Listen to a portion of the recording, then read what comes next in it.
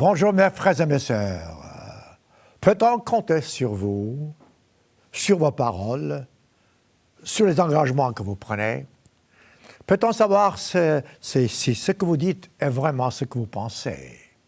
Il y a des gens qui disent une chose et qui font quelque chose d'autre. Il y a des gens qui interdisent aux autres quelque chose qu'eux-mêmes font. Par exemple, les parents souvent disent à leurs enfants « il ne faut pas mentir » et pourtant, eux-mêmes mentent. Ou alors ils diront à leurs enfants « écoute, fume pas » et alors eux-mêmes abusent du tabac.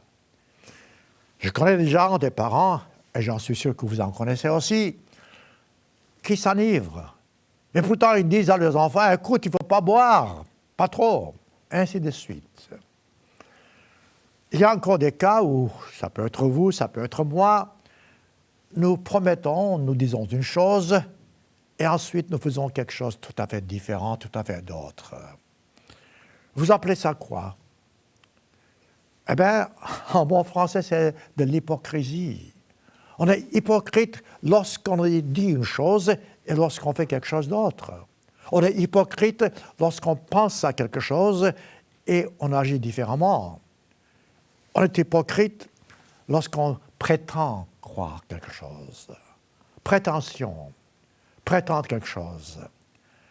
Je sais que c'est difficile à croire, mais c'est de l'hypocrisie. Vous direz, est-ce que la Bible en parle? Eh oui. La Bible a beaucoup à dire sur l'hypocrisie. Ce qui est intéressant, lorsque nous lisons la Bible, nous autres, nous pensons que le mot exact en français ou dans une autre langue doit être dans la Bible. Eh bien, parfois c'est le cas, parfois ce n'est pas le cas. L'hypocrisie en français se traduit différemment dans les langues écrites dont la Bible a été écrite. Vous trouverez par exemple dans l'Ancien Testament des mots qui ont été traduits différemment et je vais vous en montrer. Parfois c'est hypocrite, parfois c'est impie et ainsi de suite.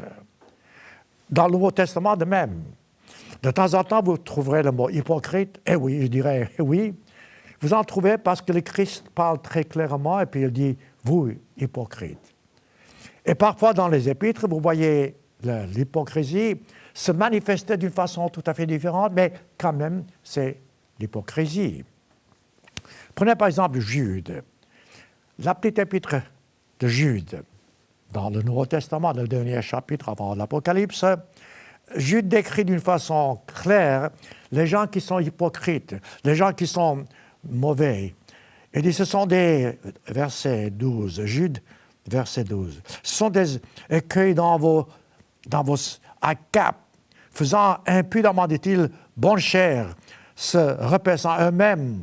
Ce sont des nuées sans pousser par les vents, des arbres d'automne sans fruits, 2 fois morts. Vous allez voir, c'est fort ces expressions.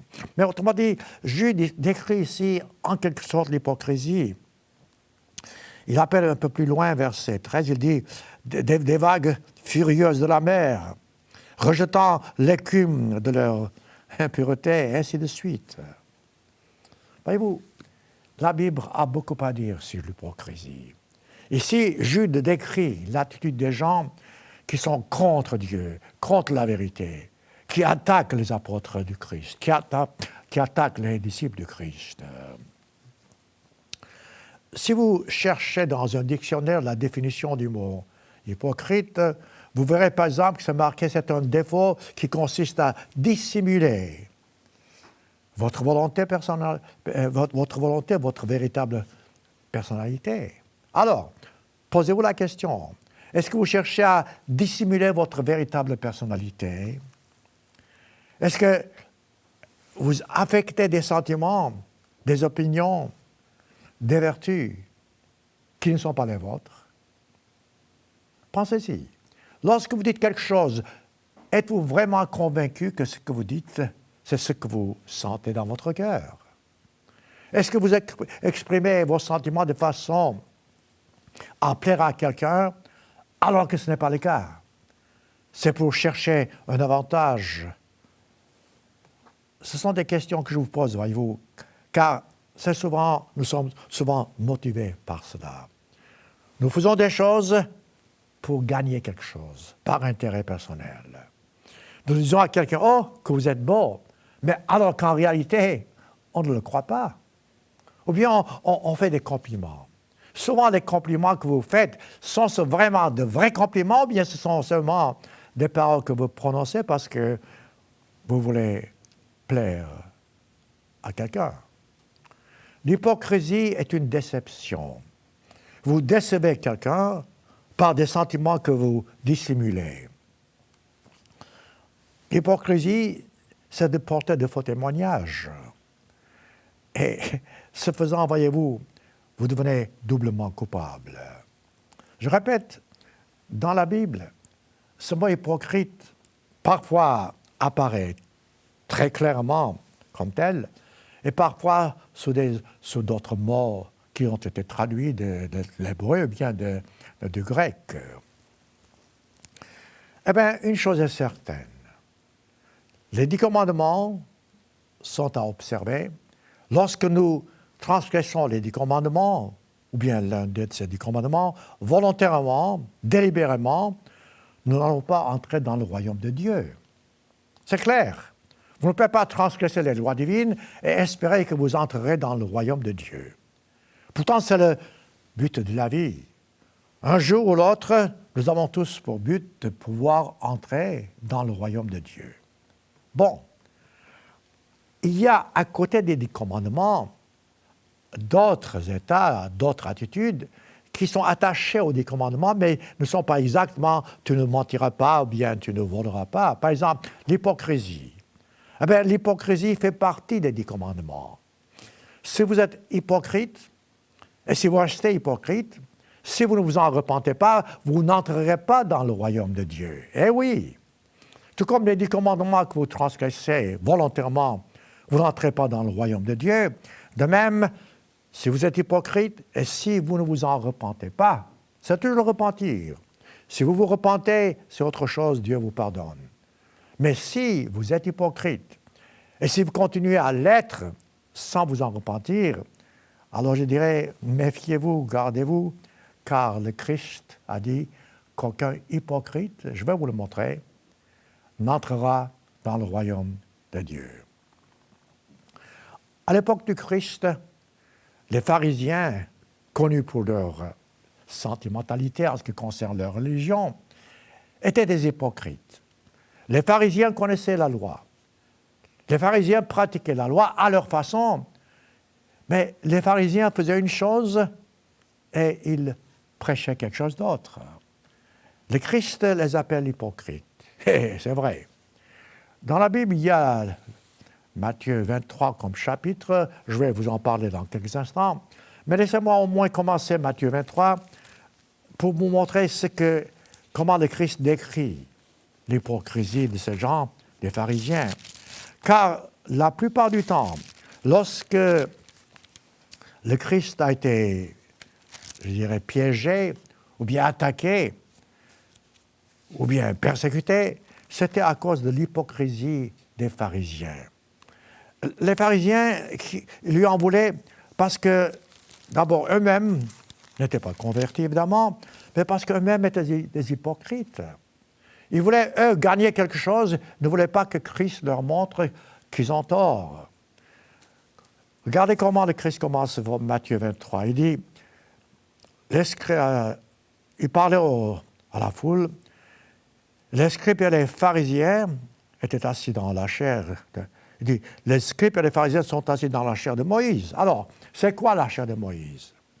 La chair de Moïse, c'est là où les commandements ont été donnés, les lois.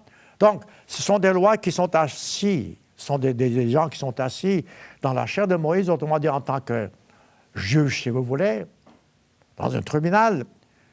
Il dit, et pourtant ils ne font pas ce qu'eux-mêmes disent. Il dit, faites donc, verset 3, observez tout ce qu'ils vous disent, mais n'agissez pas selon leurs œuvres. N'est-ce pas intéressant? Donc, les pharisiens connaissaient la loi. Ils savaient ce qu'ils devaient faire, ils vous disaient ce qu'il faut faire, mais eux-mêmes ne faisaient pas. Alors, c'est quoi? Ça, c'est de l'hypocrisie. Je pense qu'ici, déjà, vous pouvez trouver une base fantastique en ce qui concerne votre comportement. Est-ce le cas en ce qui vous concerne? Lorsque vous parlez avec vos amis, est-ce ainsi que vous agissez? Est-ce ainsi que vous dites une chose et que vous-même, vous faites quelque chose d'autre? Peut-être la meilleure façon de trouver, je vais continuer plus tard avec ce chapitre-là, mais de trouver des exemples dans la Bible. Ce faisant, nous pourrons mieux comprendre ce que c'est que l'hypocrisie des gens. Par exemple, comme je viens de dire, souvent, même dans le Nouveau Testament, mais surtout dans l'Ancien Testament, le mot hypocrite est traduit en français parfois par impie. Ah oui, notez-le, Job, chapitre 8. On ne se rend pas compte, voyez-vous, nous pensons qu'il faut que le mot hypocrite soit hypocrite, alors que les mots changent, surtout dans notre langue, dans nos langues modernes. Mais impie, c'est quelqu'un qui est, pratiquement parlant, un hypocrite. Job a beaucoup souffert. Job ne savait pas pourquoi Dieu avait permis à Satan de le laisser tenter.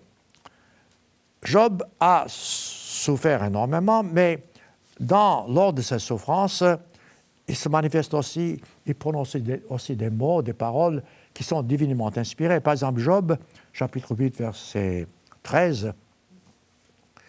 Notez ce qui est marqué. Job, chapitre 8, verset 13. Alors, dit-il, arrive-t-il tous à ceux qui oublient Dieu? Et l'espérance de l'impie périra. Intéressant.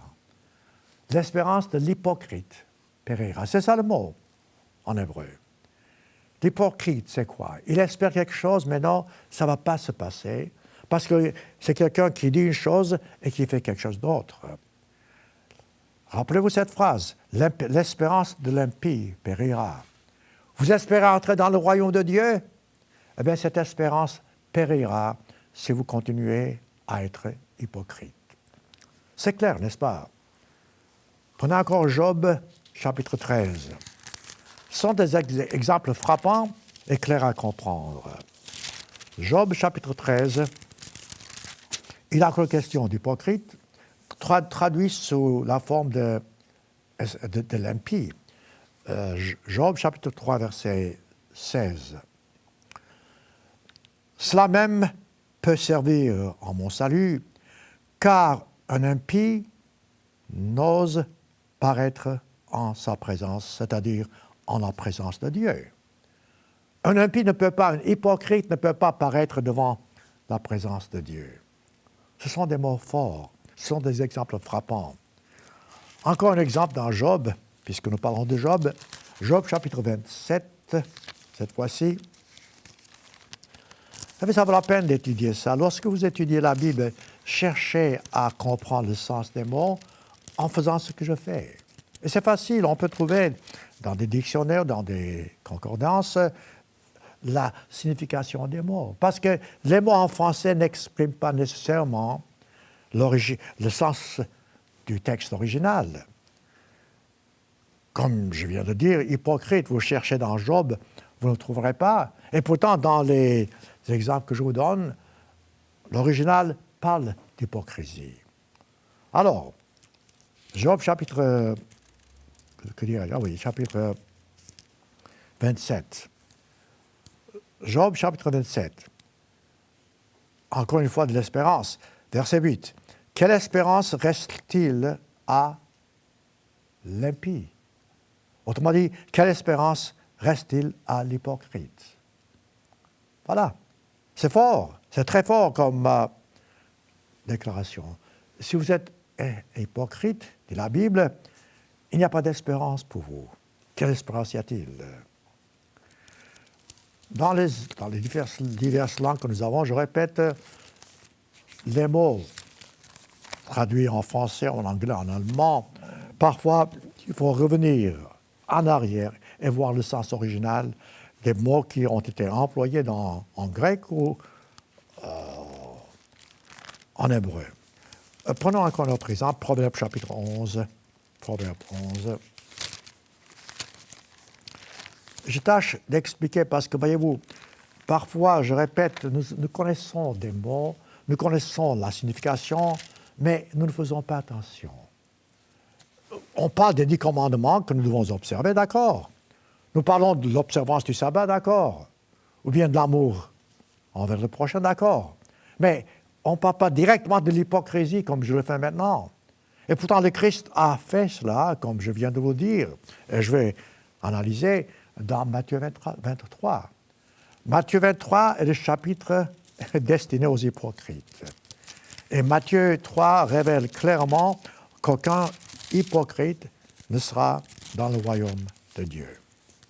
C'est simple, c'est très simple, et on ne peut pas ignorer cette vérité élémentaire. Proverbe chapitre 11, dis-je, verset 9. Proverbe 11, verset 9. Attendez, il faut que je trouve.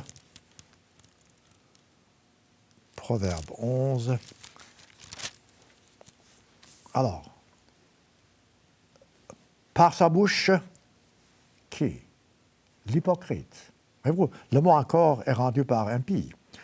Par sa bouche, l'hypocrite perd son prochain. Mais les justes sont délivrés par la science, par leur connaissance. Est-ce le grand qui vous concerne? Par vos paroles, est-ce que vous êtes vraiment... vous faites perdre l'amitié ou les sentiments de quelqu'un? Surtout l'Éternel Dieu. Mes frères et mes sœurs, si nous avons reçu le Saint-Esprit, nous sommes en quelque sorte l'esclave ou les esclaves de Dieu et nous acquérons en nous le caractère divin, parce que le caractère divin nous est transmis par le Saint-Esprit. Dans Galates chapitre 5, vous avez les fruits de l'Esprit de Dieu, l'amour, la patience, la joie. De même, la nature humaine a ses propres fruits. Dans Galates également, vous trouverez la signification du fruit de l'Esprit de Dieu, humain. Notez-le. Galates chapitre 5. Maintenant, je parle non pas des caractères ou bien de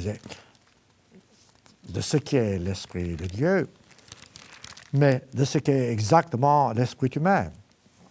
Et nous devons nous en méfier, car souvent, nous nous comportons guidés non pas par l'Esprit de Dieu, non pas par les sentiments que l'amour de Dieu nous est transmis, mais par nos sentiments à nous, par nos sentiments humains, par nos, je dirais, par nos mauvaises pensées de raisonner.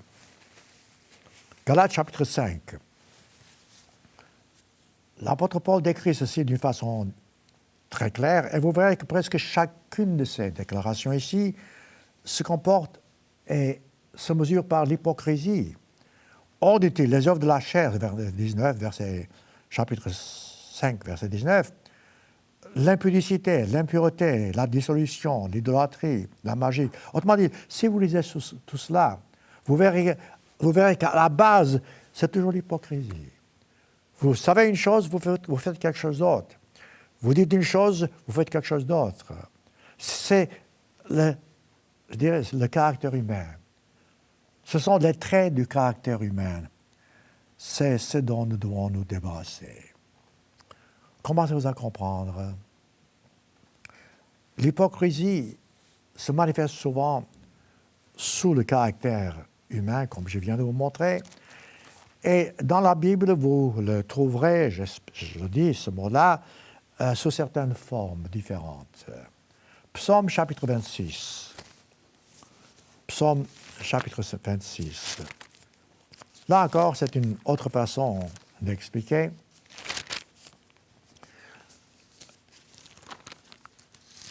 Je répète, souvent, nous regardons la Bible, nous lisons la Bible, mais nous ne reconnaissons pas ces versets comme s'ils s'adaptaient à nous. Autrement dit, nous pensons que ça s'adresse à quelqu'un d'autre. C'est encore en quelque sorte de l'hypocrisie. J'ai entendu souvent des gens qui, après avoir écouté un sermon, ils disent « Oh, vous savez, ce sermon était très bon. J'aurais voulu que quelqu'un d'autre l'entende. » Eh bien, d'accord. Mais si quelqu'un d'autre, ça peut être vous. Autrement dit, vous avez entendu le sermon et vous avez pensé à quelqu'un qui aurait pu en profiter, mais vous-même d'abord, êtes-vous sûr d'en avoir profité? Autrement, vous êtes hypocrite. Eh oui. Psaume chapitre 26, déjà, verset 4. En fait, le chapitre entier, c'est intéressant ici, mais prenons verset 4, juste un seul verset ici. Psaume 26, verset 4. « Je ne m'assieds pas avec les hommes faux. Je ne vais pas avec les gens dissimulés. » C'est quoi ça? C'est de l'hypocrisie. Les gens faux, ce sont les hypocrites. Les gens dissimulés, ce sont les hypocrites. Alors, ici, nous voyons que David dit que nous, en tant que chrétiens, nous ne devons pas nous associer avec des hypocrites. Je répète, en quelque sorte, nous le sommes tous. Nous devons faire des efforts pour ne pas l'être. Donnez l'exemple qu'il faut donner. Le Christ a toujours donné l'exemple qu'il a lui-même suivi. J'entends souvent des gens qui disent « Oh, vous savez, le Christ n'a pas observé les commandements. » Au contraire, le Christ a observé les commandements de son Père. Il a dit « Vous-même, faites de même. » Le Christ ne nous a jamais demandé quelque chose que lui-même n'a pas mis en pratique, en ce qui concerne pour plaire à Dieu. Donc, le Christ n'était pas hypocrite. Le Christ nous a montré le chemin. Il a dit « Je suis le chemin, la vie. » Le bon berger. Suivez-le. Ce faisant, vous ne serez pas hypocrite. Matthieu 15. Prenons quelques exemples dans la Bible d'hypocrisie. Matthieu 15, vous avez ici un exemple frappant. Matthieu 15, verset 1. Commençons par verset 1. Alors les pharisiens, verset 1, et des scribes vinrent de Jérusalem auprès de Jésus en disant « Pourquoi tes disciples transgressent-ils la tradition des anciens ?» C'est une question qu'il pose. Il n'est pas mauvais de poser des questions.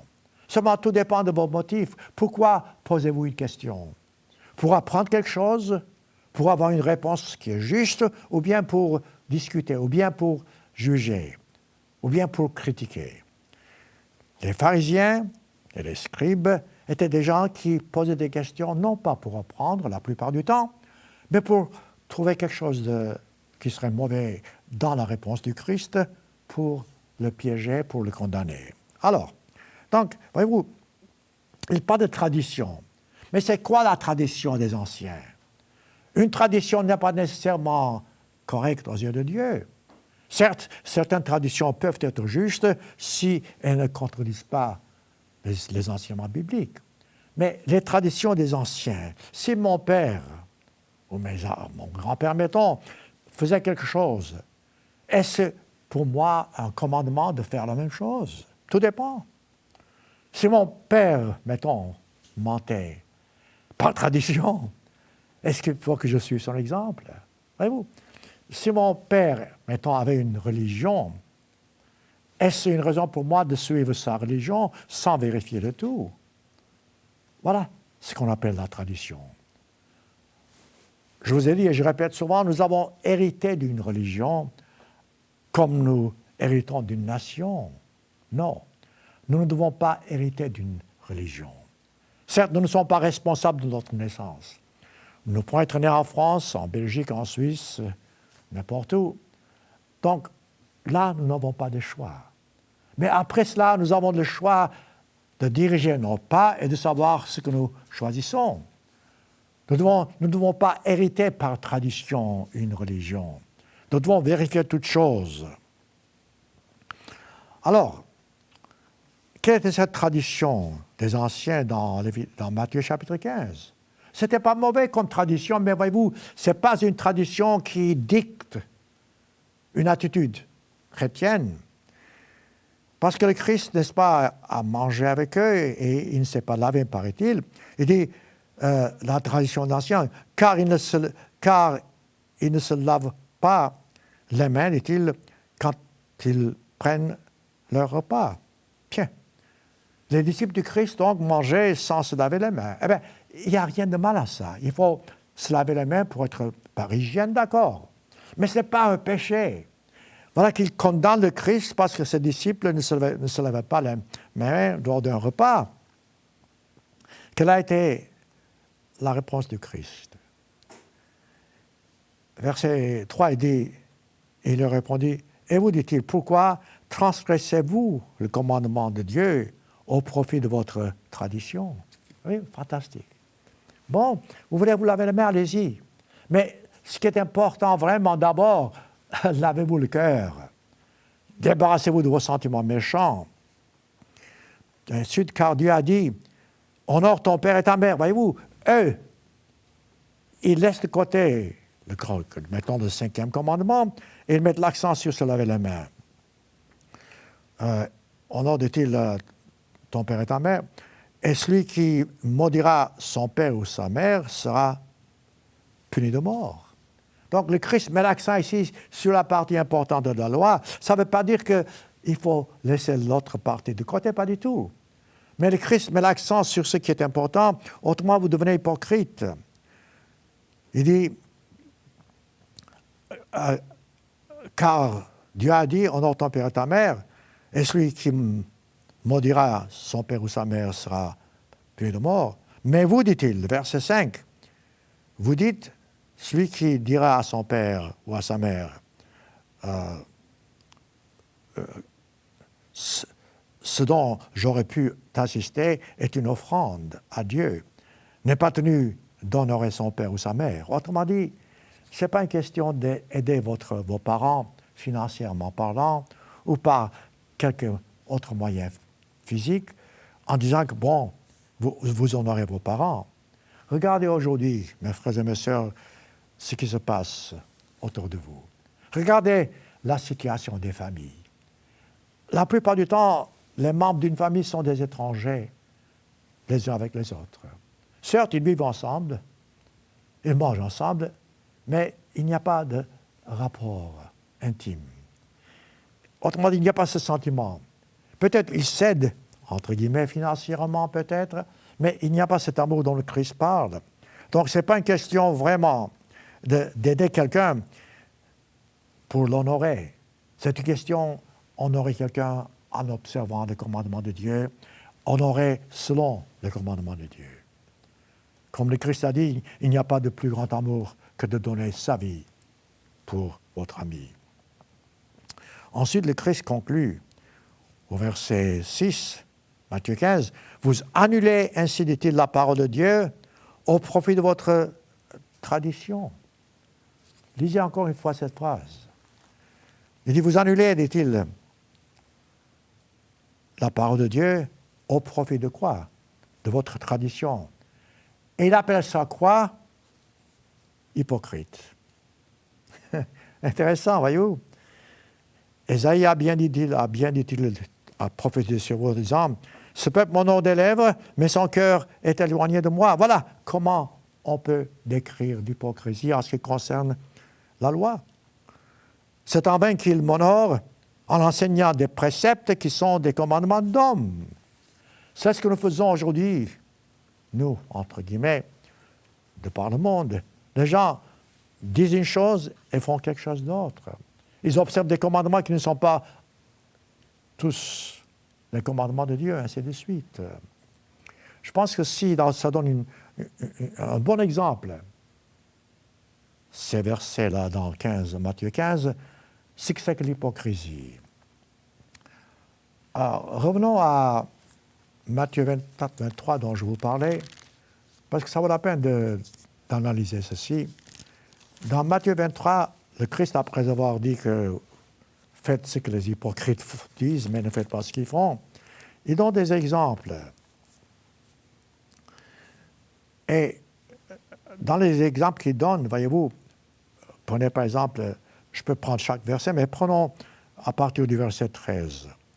Ces pharisiens, ces scribes, ces maîtres de la loi, ils disaient une chose, je répète, et ils ne faisaient pas. Ou alors, ils faisaient des choses pour leur propre profit, pour gagner quelque chose. Verset 13, « Malheur à vous, dit-il, scribes et pharisiens hypocrites. » Donc, automatiquement, ils sont déjà nommés hypocrites. Pourquoi? Parce que, dit-il, vous fermez aux hommes le royaume des cieux. Comment? En leur disant une chose et en montrant quelque chose d'autre. Il crée la confusion. Vous n'y entrerez pas vous-même, dit-il, et vous ne laisserez pas les autres qui veulent entrer. Par leurs mensonges, donc, ils empêchaient les autres d'y entrer, de comprendre. De même aujourd'hui, énormément de gens prétendent être chrétiens, ils prétendent prétendant être chrétiens, prêchent ou proclament une vérité qui n'est pas nécessairement biblique. C'est de l'hypocrisie. En moyen de faire ce que Dieu vous dit dans la Bible, vous agissez en tant qu'hypocrite. Hier encore, je parlais à une dame au téléphone. Et cette dame voulait savoir comment être chrétien. Et elle avait une bonne attitude. Alors j'ai expliqué par la Bible comment, par exemple, se faire baptiser. J'ai expliqué ce que c'est que le baptême. Que le baptême, c'est pour les personnes adultes parce qu'il faut qu'on se repente. Un enfant ne peut pas se repentir. Ensuite, j'ai expliqué que la Bible dit qu'après se repentir, il faut croire à l'Évangile, à la parole de Dieu, au plan de Dieu, que le Christ reviendra. Et ensuite, se faire immerger dans l'eau. Le baptême signifie immersion totale.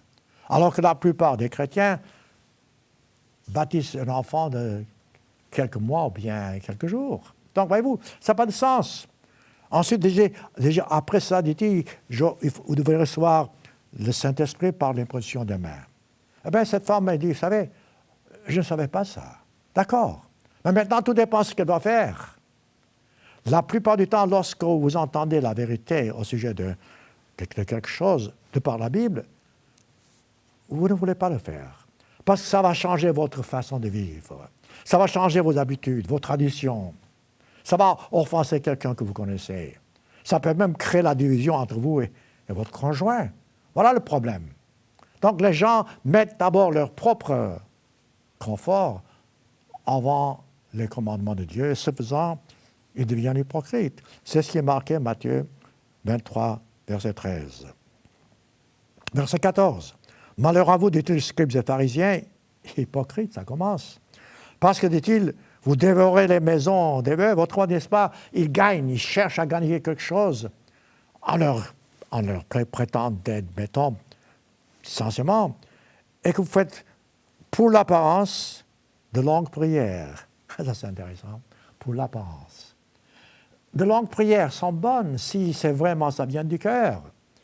Mais si c'est pour l'apparence, pour, je dirais, vraiment faire croire aux autres que vous êtes plus convertis que les autres, ou bien plus convertis, ou bien pour vous montrer, entre guillemets, croyants, ces longues prières ne servent absolument à rien. À cause de cela, dit-il, vous serez jugés plus sévèrement. Laissez-moi montrer ici, juste avant de continuer, Matthieu 6. Je reviendrai. Je parle d'hypocrisie. C'est un sujet dont on ne parle pas souvent, mais un sujet important car, je le répète, aucun hypocrite n'entrera dans le royaume de Dieu, à moins qu'il se repente. Matthieu chapitre 6. Le Christ parle ici justement de prière. Et il nous dit comment prier. Matthieu chapitre 6, verset 1. « Gardez-vous, dit-il, de pratiquer votre justice devant les hommes. » Voyez-vous, là encore, autrement, c'est faire preuve d'hypocrisie. Vous êtes bon parce que vous voulez que les autres voient. Ce qui importe, c'est que Dieu vous voit, que Dieu constate que vous êtes bon et non pas nécessairement votre prochain. Pour en être vu, mes frères et mes sœurs, laissez-moi vous dire une chose. Ne faites jamais une bonne action pour que les gens voient et disent « Oh, tiens, qu'est-ce qu'il est bien, qu'est-ce qu'il est bon. » Ne faites jamais rien pour être vu, dans ce sens, pour être honoré. Malheureusement, ce n'est pas ce que font les gens. Souvent, vous faites quelque chose pour plaire à quelqu'un d'autre parce que vous voulez qu'on on dise, tiens, qu'est-ce qu'il est bon. Ou bien, on demande des louanges, des compliments que vous cherchez. Dieu ne veut pas cela. Dieu ne veut pas que vous fassiez du bien parce que vous voulez être vu par les hommes. Je me rappelle l'histoire que je vous ai souvent racontée, je pense, d'une garde malade qui travaillait jour et nuit, beaucoup plus que les autres. Un jour, le médecin lui dit, écoute, toi qui travailles si dur, mais pourquoi tu travailles si dur alors que les autres font seulement leur travail régulier? Toi, tu mets des heures et des heures de supplémentaires. Mais pourquoi? Dieu sait que tu mérites davantage. Et la garde malade a répondu, écoutez, docteur, si Dieu le sait, c'est tout ce qui compte. Vous savez, cet exemple est frappant. Si Dieu sait que ce que vous faites est correct, c'est tout ce qu'il vous faut. Vous n'avez pas besoin des compliments de la part de qui que ce soit. Vous n'avez pas besoin d'être reconnu par ou pour vos actes. Si Dieu est au courant, et Dieu est toujours au courant, c'est tout ce qu'il faut. C'est ce que le Christ dit ici en Matthieu 6. Il dit, ce n'est pas pour les autres que vous priez, ce n'est pas pour leur montrer. Ensuite, il parle de l'aumône, de la charité, verset 2, Matthieu 6. Lorsque tu fais de l'aumône, dit-il, ne sonne pas de la trompette. Là encore, tiens, vous donnez 100 €, ou bien 100 $, je ne sais, à quelqu'un, vous dites, oh, moi, j'ai aidé quelqu'un. Ce faisant, votre geste perd sa valeur. Lorsque vous versez vos dîmes à Dieu, ce n'est pas une question de vous vanter, non, vous faites d'abord votre devoir, car le versement des dîmes est correct, mais ce faisant, c'est entre Dieu et vous. Je connais des gens qui versent leurs dîmes qui ne sont pas convertis. Par contre, je connais aussi des gens qui sont convertis, qui ne versent pas leurs dîmes comme ils devraient, en pensant que personne ne le saura. Il faut vous tromper. Dieu le sait toujours. Dieu sait si vous versez votre dîme ou non. Mais par contre, la façon dont vous versez vos dîmes ou bien vos offrandes, là encore, montre si vous êtes hypocrite ou non.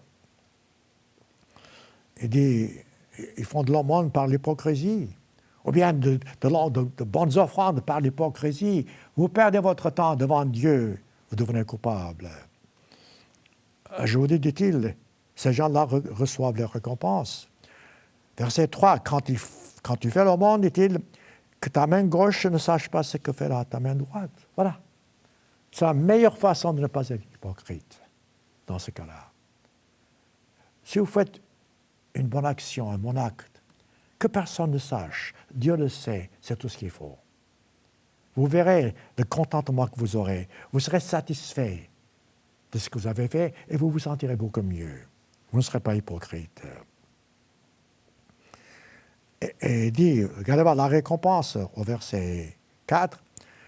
Et ton Père, dit-il, qui voit dans le secret, te le rendra. Vous avez besoin de quelque chose. Si quelque chose vous viendra de Dieu, Dieu seul est capable de vous donner ce dont vous avez besoin. Alors, laissez-le faire. Vous faites les choses donc comme il vous le dit, et ce dont vous avez besoin, vous le recevrez. Verset 5, Matthieu 6. Maintenant, on parlait de prière, voyez-vous. J'en reviens à ça. Dit-il, lorsque vous priez-t-il, ne soyez pas comme qui? Comme les impies, comme les hypocrites. C'est ça. Pourquoi? Parce que les hypocrites aiment à prier debout dans les synagogues et au coin des rues pour être vus des hommes. Autrement dit, pourquoi les gens voient que vous priez? De temps en temps, vous allez dans une église, vous voyez des gens agenouillés qui prient. Pas de problème, je ne parle pas de ça. Mais si vous faites cela pour impressionner les autres, alors là, vous perdez votre temps. Vous devenez hypocrite. Vous priez Dieu. La prière, c'est entre Dieu et vous. Personne d'autre n'a besoin d'être présent à votre attitude convertie. Donc, là encore, le Christ dit, lorsque tu pries, dit comment il faut prier. Va, dit-il, dans ta chambre, verset 6, autrement dit en privé. Ferme la porte. Non pas pour être vu, mais pour que Dieu entende et que votre attitude sera juste et que vous ne serez pas hypocrite. Et dit-il, et prie, dit-il, donc dans cette chambre fermée, et Dieu te le rendra dans le secret parce que vous avez fait la même chose, donc, ouvertement devant lui, entre lui et vous seul. C'est cet exemple que souvent nous oublions. Dans notre comportement de geste, nos gestes généreux, nous pensons que les autres nous loueraient parce que nous avons fait un bon acte. Souvent, je répète, lorsque vous faites quelque chose de bien, faites-le pour que Dieu seul le voie et non pas les autres. Je dirais même, cachez les bons actes que vous faites que les autres ne voient pas. Là encore, je me rappelle l'exemple d'une femme, il y a longtemps, une femme âgée qui n'avait pas beaucoup les moyens d'aider les autres, mais chaque fois que dans un sermon, il entendait que quelqu'un d'autre avait besoin de quelque chose, elle faisait des efforts pour aller chercher, dans la mesure du possible, ce dont elle pouvait lui donner, mettons une nourriture ou quelque je ne sais pas quoi. Elle allait déposer devant la porte de cette personne les choses qu'elle apportait, elle disparaissait, sans jamais se faire connaître. Étrange. Non, ce n'est pas étrange. Cette femme a été énormément bénie et dans le royaume de Dieu, elle sera grande. Parce qu'elle ne faisait pas ça pour être vue des hommes. Elle faisait ça parce qu'elle voyait le besoin, là où le besoin est, et elle faisait sa part. Ce faisant, elle n'était pas hypocrite. Commencez-vous à comprendre? Matthieu 23. Nous revenons à ce Matthieu 23. C'est intéressant, si vous lisez, vous pouvez voir les détails, comme le Christ décrit ce que c'est que l'hypocrisie. Parce que ce chapitre, je répète, souvent dans mes sermons, ou bien même dans les conférences publiques que j'ai faites, j'ai souvent cité Matthieu 23. Parce que les gens, parfois, nous critiquent. Nous critiquent en disant que vous, les membres de l'Église de Dieu, vous êtes trop, comment dirais-je, vains parce que vous prétendez connaître la vérité plus que les autres. Non. Mettons des points sur les i. Nous ne prétendons rien en ce qui concerne la vérité. La seule différence entre nous et, entre guillemets, les autres, c'est que nous faisons ce que la Bible dit. Sans compromis, sans détour. C'est ça. S'il y a un mérite, le mérite est de Dieu. Vous direz, oui, mais tout le monde fait ça. Je ne questionne pas. Si tout le monde fait ça, prenez votre Bible et regardez voir si le comportement des gens, des autres personnes, est conforme au commandement de Dieu. À tous les commandements, pas un seul. Comme Jacques a dit, Jacques 2, verset 10, si vous observez tous les commandements, vous en transgressez un, vous êtes coupable de tous. Voilà la différence entre nous et les autres, entre guillemets. Nous, en tant que membres de l'Église de Dieu, nous observons tous les commandements bibliques, tous les enseignements bibliques. C'est ça la différence. Autrement, nous serions hypocrites. Donc, lorsque nous disons que voilà la vérité, ou bien que nous sommes l'Église de Dieu, c'est parce que nous pouvons dire que chaque acte que nous faisons doit être conforme aux enseignements bibliques. Autrement, nous ne le ferons pas.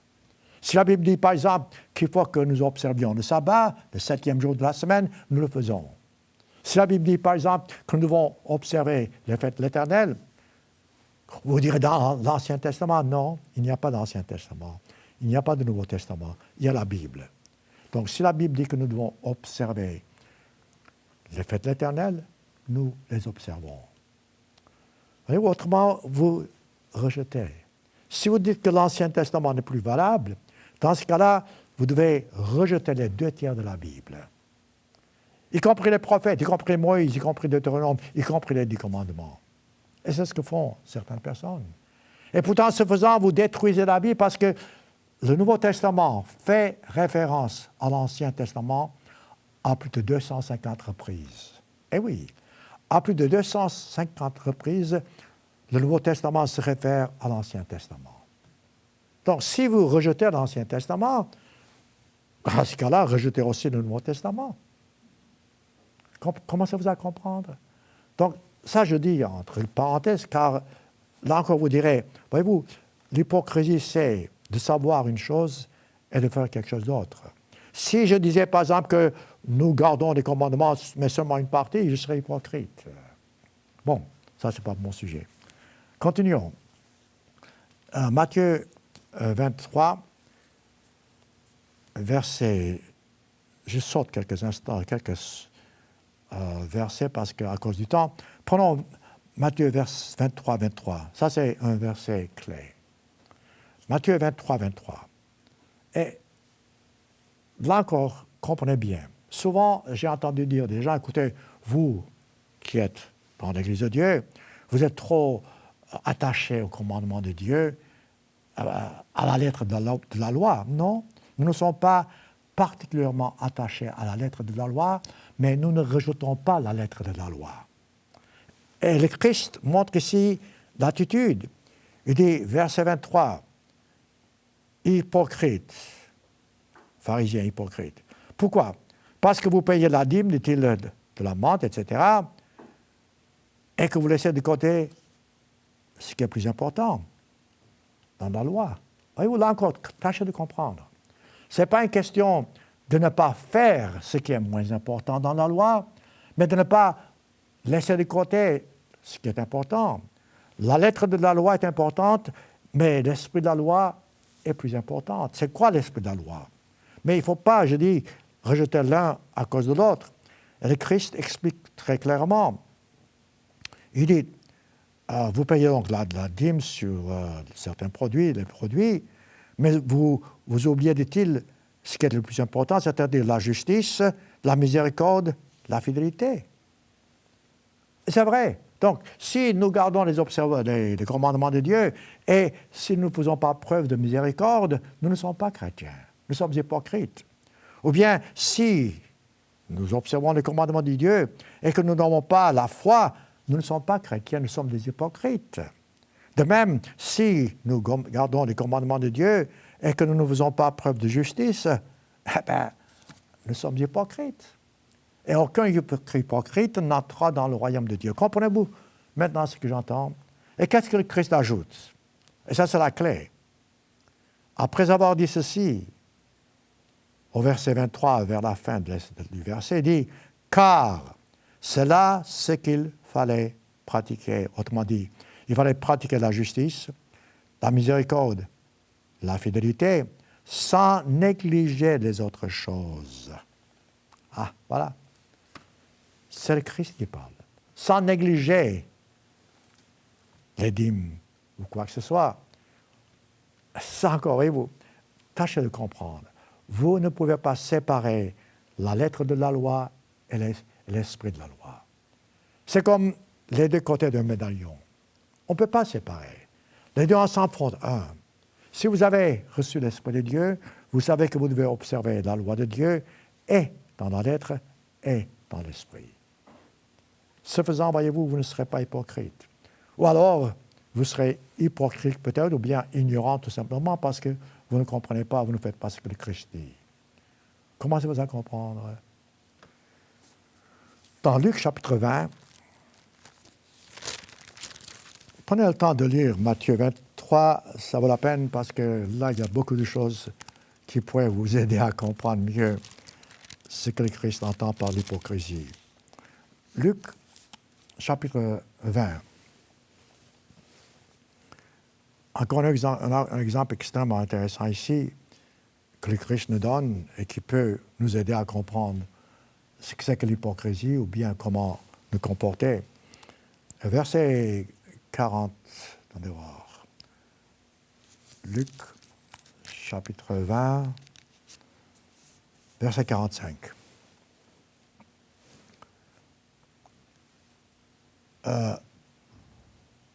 Tandis que tout le peuple écoutait le Christ dit à ses disciples, « Gardez-vous des scribes Pourquoi? Qui aiment à se promener en robe longue, autrement dit pour se faire montrer, à être salué dans les places publiques, autrement dit pour être important, et qui recherchent les premiers sièges dans les synagogues, c'est encore de la vanité, les premières places dans les festins, qui dévorent les maisons des veuves et qui font pour l'apparence de longues prières. Si vous faites quelque chose pour l'apparence, vos actes, vos actions sont vaines. Vous perdez votre temps. Ils seront, dit-il, jugés plus sévèrement. Voilà où nous en sommes aujourd'hui. Voilà comment le monde se comporte. Nous vivons dans un monde hypocrite. La plupart des croyants, sans se rendre compte peut-être, pratiquent leur religion avec hypocrisie. Je répète, sans le savoir. Ils ont été séduits parce qu'ils n'ont pas fait de recherche. On peut être sincère, mais aussi on peut être sincèrement séduit. Hélas, c'est le cas pour beaucoup de chrétiens. Ils sont sincères, mais ils sont sincèrement séduits parce qu'ils ne prennent pas le temps pour vérifier ce que la Bible dit. Mes frères et mes sœurs, ce que je dis ici, vous n'avez qu'à prendre vous-même à la lettre et prendre votre Bible et lire votre Bible. Si ce que je dis n'est pas conforme à la Bible, je serai de ceux qui vous séduiront. Et je ne vais pas vous séduire. Je veux que vous vérifiez tout ce que vous venez d'entendre. Si c'est dans la Bible, faites-le. Si ce n'est pas dans la Bible, dans ce cas-là, je serai menteur et vous aurez été séduit. Mais je n'ai pas peur parce que je sais que je vous montre par la Bible. Je n'invente pas des versets. Les versets sont toujours là. Non, on n'ajoute pas dans la Bible des versets. Les versets sont toujours là. Alors encore un peu plus loin en ce qui concerne notre attitude envers les autres. Vous jugez les autres. Vous critiquez vos amis ou bien vos ennemis. C'est quoi ça?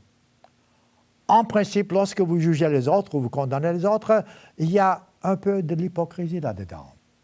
Parce que ça fait croire que vous êtes meilleur que les autres. Vous jugez, vous critiquez, vous voyez des fautes ailleurs. Comme le Christ a dit, pourquoi d'abord tu ne cherches pas dans ton cœur toi-même et ôte ce qui est mauvais dans ton œil? Je paraphrase, vous savez ce que j'entends. Donc, d'abord cherchez vos fautes à vous, corrigez-les et ne cherchez pas les fautes auprès des autres, car ça, ce n'est pas votre affaire. Votre part, c'est de montrer le bon exemple. C'est de montrer ce que c'est que être vraiment chrétien, vivre en tant que chrétien. Ce sera un témoignage fantastique de votre part. Ce faisant, vous aidez votre prochain. Ce faisant, vous aimez votre prochain. Ce faisant, vous êtes disciple de Christ. Ce n'est pas en leur disant quelque chose que vous allez convaincre quelqu'un. C'est en leur montrant le bon exemple. Autrement, vous serez hypocrite. Souvent, je répète, mes frères et mes sœurs, nous faisons des choses par habitude. Et nous ne faisons pas attention à ce que nous faisons par rapport aux autres. Critique ou être critique est une mauvaise chose. Si vous êtes placé pour ça, c'est autre chose. Mais souvent, vous critiquez par motif de conscience, ou bien parce que vous pensez être meilleur, ou bien parce que vous êtes jaloux, ainsi de suite. Matthieu chapitre 7. Matthieu chapitre 7. Il y a beaucoup d'exemples dans la Bible, comme vous pouvez voir, en ce qui concerne l'hypocrisie et comment vraiment vous en débarrasser, comment vraiment vous comporter comme vous devez vous comporter. Matthieu 7, c'est comme le Christ ici a dit, c'est le sermon sur la montagne. C'est une partie du sermon sur la montagne. Le Christ dit, Matthieu 7, verset 1, « Ne jugez point afin que vous ne soyez point jugés.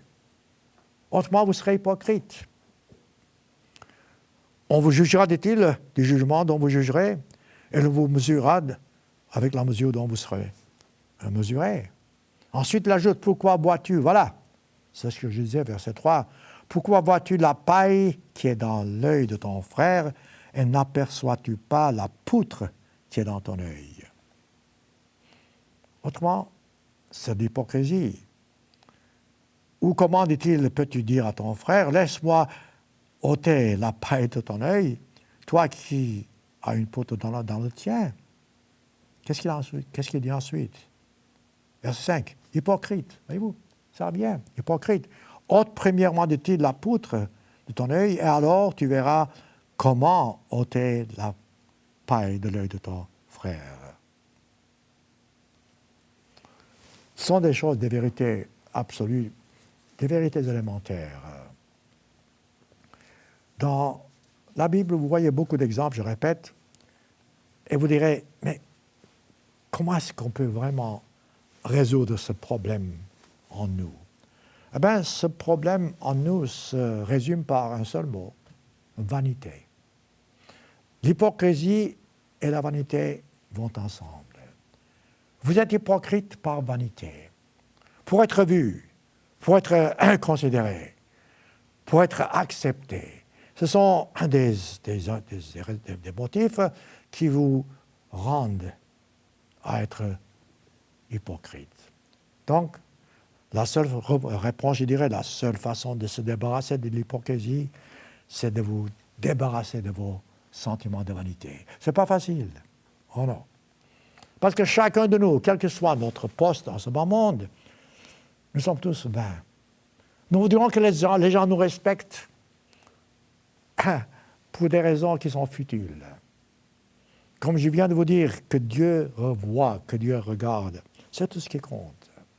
Ne cherchez pas, je dirais, les compliments des hommes, mais cherchez la louange de Dieu. Dans Luc chapitre 14, il y a un autre exemple qui montre notre part d'hypocrisie en ce bas monde. Nous sommes tous coupables. Je dirais la seule façon vraiment de vous débarrasser de cette hypocrisie, c'est de vous humilier devant Dieu. Vous vous rappelez Proverbe 15. L'humilité précède la gloire. Le Christ est venu pour nous montrer ce que c'est que l'humilité. Il a donné sa vie pour vos péchés, pour les miens. Il s'est débarrassé, je dirais, de sa divinité pour que nous puissions, nous, hériter la vie éternelle. Voilà l'humilité dont le Christ a fait preuve. C'est la meilleure façon de vous expliquer ce que c'est que l'humilité. Luc 14, disais-je. Luc 14, verset 7. Voilà, un exemple frappant comme le Christ nous dit ce que c'est que l'humilité, et ce que c'est que vraiment faire ce qui est juste, et ce que c'est que ne pas chercher votre propre gain. Luc 14, verset 7. Il adressa ensuite une parabole aux qui ont convié. En voyant qu'ils choisissaient les premières places, il leur dit, « Lorsque tu seras invité par quelqu'un à des noces, c'est un exemple, c'est une parabole, ne te mets pas, dit-il, à la première place, de peur qu'il n'y ait parmi les invités une personne plus considérable que toi, et que celui qui vous a invité, l'un et l'autre, ne vienne te dire, cède la place à cette personne-là. » Vous savez, c'est embarrassant, hein? Et que tu aurais, dit-il alors, la honte d'aller occuper la dernière place. Réfléchissez à cela. C'est une parabole, mais elle est pleine de leçons pour nous. Et le Christ nous dit ce qu'il faut faire. Mais lorsque tu seras invité, voilà la réponse, va te mettre à la dernière place. Afin que quand celui qui t'a invité viendra, vous êtes assis à la dernière place, ils te disent, mon ami, monte plus haut. Alors, dit-il, cela te fera honneur devant tous ceux qui seront à table. Bon, voyez-vous, c'est que vous ne cherchiez pas à être honoré par eux. Mais même cela, automatiquement, vous donne l'occasion d'être honoré par eux parce que vous étiez à la dernière place et vous avancez. Ensuite, il dit, Car quiconque s'élève sera abaissé. Quiconque s'abaisse sera élevé. Voilà la clé base de l'humilité.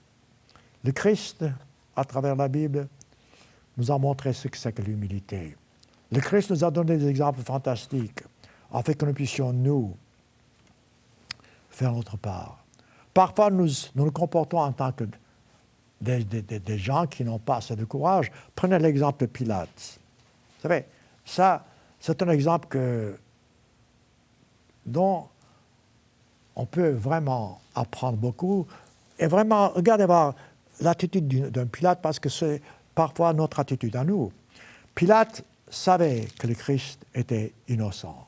Matthieu chapitre 27. Pilate avait écouté les deux côtés de la question. Il avait entendu le Christ lui parler, et il a vraiment compris. Ensuite, il a entendu aussi les accusateurs du Christ l'attaquer sans cause. Alors, Pilate devait prendre une décision qui lui coûterait son poste. S'il avait fait ce qu'il devait faire, est-ce qu'il aurait dû savoir qu'il aurait dû faire? Parce que même sa femme lui a dit, écoute, laisse le Christ libre parce qu'il est innocent. Parce que Pilate n'avait pas vraiment de raison. Mais qu'est-ce qu'il a choisi? Il a choisi son poste, son influence, sa grandeur humaine, parce qu'il ne voulait pas perdre tout cela à cause d'un jugement qu'il rendrait, et pourtant, ce jugement serait juste. Matthieu 27. Je vous donne là l'histoire, on n'avait qu'à lire le reste, lisez le chapitre entier. Donc, il est là devant le Christ, et les gens le condamnent, le Christ, et il doit prendre, lui, une décision. Matthieu 27, verset, je pense, c'est le 24. Oui. Donc, vous savez, vous n'avez qu'à prendre verset 15, 16, 17, mais ensuite, nous voyons... Attendez voir, je pense que j'ai pris le mauvais... Oui. Matthieu 27. Je ne suis pas sur Matthieu 27. Voilà. Matthieu 27, verset 24. Je dis, ça vaut la peine de voir le tout. Ça vaut la peine de voir, de comprendre comment nous-mêmes, parfois, nous nous comportons. Parce que cet exemple, ce n'est pas seulement pour ceux comme Pilate. Cet exemple est pour nous autres, parce que nous savons ce que nous devons faire et nous ne le faisons pas parce que nous ne voulons pas perdre ce que nous avons. Mes frères et mes sœurs, si vous avez peur de perdre ce que vous avez, et pour cela vous devenez hypocrite, dans ce cas-là, vous perdez tout. Et ce que vous avez, et ce que vous aurez dans le royaume. Donc, Matthieu 27, c'est difficile parce que je prends au milieu d'un verset, voyez-vous. Donc, les gens attaquent le Christ, tout ça. Ensuite, le Pilate demande au verset 21, lequel de deux voulez-vous que je vous relâche? Parce qu'il y avait un criminel. Les gens disent, relâche Barabbas, le criminel. Et Pilate dit, que ferai-je donc de Jésus? Verset 22. Tous répondent, crucifie-le. Verset 23. Mais qu'a-t-il fait? Voyez-vous, voilà l'hypocrisie. Et qu'a-t-il fait, ce Christ? Les gens n'écoutent pas, crucifie, qu'il soit crucifié. Verset 24, Matthieu 27. Pilate, voyant le tumulte, qu'est-ce qu'il dit? Il prend de l'eau, il se lave les mains. Il dit, je suis innocent du sang de ce juste. Cela vous regarde. Non, c'était la lâcheté. Un homme qui a de la responsabilité, qui aurait pu arrêter ce massacre. Non, il se lave les mains. Souvent, c'est ainsi que nous nous comportons. Nous nous lavons les mains. Si vous savez ce qu'il faut faire, mes frères et mes sœurs, n'ayez peur de rien. Dieu sera avec vous, en fin de compte, vous serez récompensés. Par contre, si vous allez, parce que vous voulez vous défendre, dans ce cas-là, vous perdrez tout ce que vous avez. Je voulais vous parler d'un Timothée chapitre 4. Lisez-le, ça vaut la peine. Le Christ, en parlant par la bouche du prophète de Paul, il dit dans les derniers temps, laissez-moi citer, je pense que ça vaut la peine. 1 Timothée chapitre 4.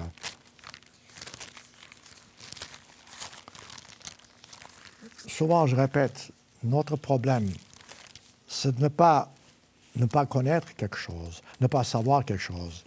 Notre problème, c'est de savoir, de connaître et ne pas le faire. Ah oui, c'est 2 Timothée chapitre 3. Le Christ parle de nos jours. Le Christ parle de la situation du monde juste avant son retour. Verset 1, 2 Timothée 3. Sache, dit-il avant tout, que dans les derniers jours, et nous sommes dans les derniers jours, il y aura des temps difficiles, car les hommes seront égoïstes, vaniteux, amis de l'argent. Tout ça, ça a à faire avec l'hypocrisie. Fanfarons, hautains, blasphémateurs, rebelles à leurs parents, ingrats, irréligieux, dévorants, calomniateurs, traîtres, je saute, emportés par l'orgueil, ayant de l'apparence de la piété et reniant ce qui en fait la force. Voilà, l'hypocrisie. Et Paul dit, éloigne-toi de ces gens-là. Prenez le temps de lire la Bible. Prenez le temps de voir comment le Christ s'est comporté lorsque ses adversaires l'ont attaqué. Prenez le temps de voir comment être vraiment chrétien. Prenez le temps de vérifier dans la Bible ce que vous croyez. Si ce que vous croyez est conforme à la Bible, gardez-le. Par contre, si ce que vous croyez n'est pas conforme à la Bible, quel que soit le prix à payer, ayez le courage de vous mettre à genoux, de demander à Dieu de vous donner la force et de lui dire, écoute Dieu, je veux faire ta volonté. Ça va me coûter beaucoup, je sais, mais je sais que ta volonté est que je ne sois pas hypocrite. Parce que si dans vos cœurs, dans votre cœur, vous savez que ce que vous faites, ce que vous croyez n'est pas juste, dans ce cas-là, vous souffrez énormément et vous souffrez, vous vous rendez malheureux pour rien. Enfin, pour rien, c'est une façon de parler. Vous vous rendez malheureux, un point, c'est tout. En fin de compte, je voudrais terminer par un exemple ici, dans toujours ça, Matthieu 7, que j'ai commencé, parce que Matthieu 7 nous montre, une fois encore, ce que c'est que l'hypocrisie et où cela vous mène-t-il. Matthieu 7. C'est un sujet intéressant, je vous dis, parce que vous cherchez dans la Bible le mot hypocrisie, vous trouverez souvent dans le Nouveau Testament, mais c'est à travers la Bible. C'est l'attitude humaine. Ce sont des traits de caractère de l'esprit de l'homme. Matthieu 7, verset 21. Ceux qui me disent « Seigneur, Seigneur », dit le Christ, n'entreront pas tous dans le royaume des cieux, mais celui qui fait la volonté de mon Père qui est dans les cieux. Comprenez-vous ça? Ce n'est pas une question de dire, c'est une question de faire. Ensuite, vous pouvez avoir toutes sortes d'excuses. Vous n'avez qu'à lire verset 22, 23.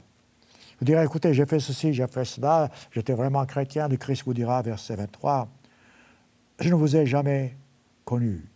Retirez-vous de moi qui commettait l'iniquité, autrement dit, qui péchait devant Dieu. Mes frères et mes sœurs, ne prenez pas ce sermon à la légère. Si vous avez pris une note, relisez vos notes. Si vous avez compris quelque chose, cherchez dans la Bible quelle est votre attitude pour plaire Dieu. Si vous êtes hypocrite, autrement dit, si vous croyez une chose, vous faites quelque chose d'autre, vous êtes hypocrite. Dans ce cas-là, vous n'entrez pas dans le royaume de Dieu.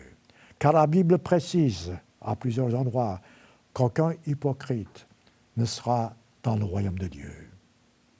Ne soyez pas hypocrite. Soyez un serviteur fidèle aux yeux de Dieu. Croyez Dieu, faites ce qu'il vous dit. Et alors vous serez récompensés.